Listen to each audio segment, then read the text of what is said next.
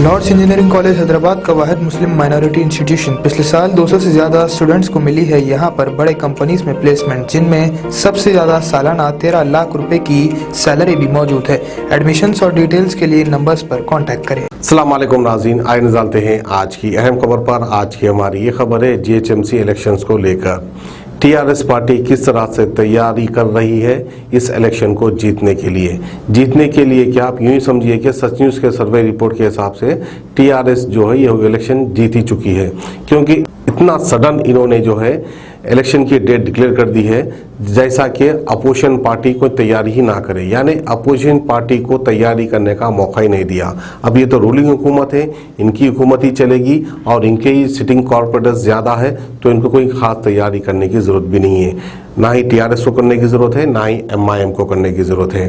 बहरहाल तो आइए, इस बार 150 कॉर्पोरेटर सीट्स पर इलेक्शन होने वाला है, जिसमें 11 असेंबली हलकों की तैयारी की गई और 11 असेंबली एमएलएस के इंचार्ज किस को बनाया गया, इसकी तफसीलात हम आपको बताते हैं।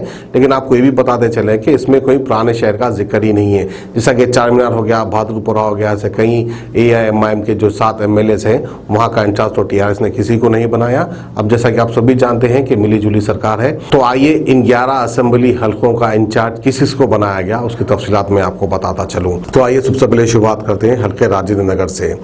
राजेंद्र नगर हल्के में इंचार्ज बनाया गया हमारे इज्जत माफ जनाब महमूद अली साहब, जो कि हमारे तेलंगाना के होम मिनिस्टर है। फिर उसके बाद इंचार्ज बनाया गया एलबी नगर से।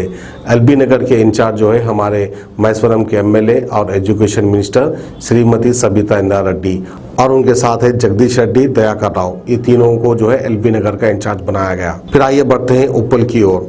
उपल का इंचार्ज बनाया गया सत्यावती राठौड़, और उनके साथ इंचार्ज बनाया गया इटेला राजेंद्र, जो कि हमारे हेल्थ मिनिस्टर है, और इनके साथ रहेंगे के ईश्वर, यानी उपल के 3 लोग इंचार्ज है।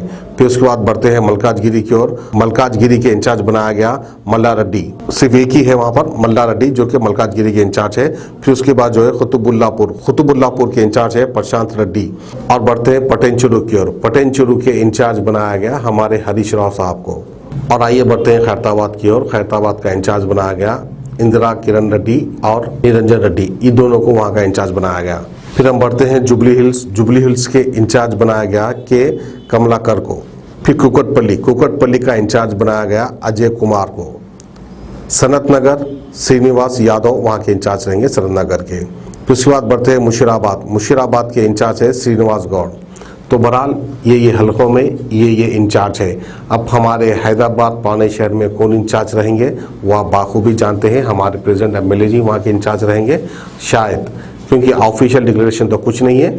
लेकिन जो है बैरिस्टर असदुद्दीन अवैसी भी जो है खूब एक्टिव रहते हैं म्युनिसिपल इलेक्शन को लेकर। और वहीं पर हमारे सिटिंग मेयर श्रीनिवास यादव ने बीजेपी को चैलेंज कर दिया है कि इस बार भी टीआरएस का ही मेयर बनेगा, क्योंकि बीजेपी का जो ख्वाब था इस बार बीजेपी का मेयर बनेगा, उनके ख्वाब को हम चुकनाचूर कर देंगे, इस तरह से कहा श्रीनिवास यादव ने।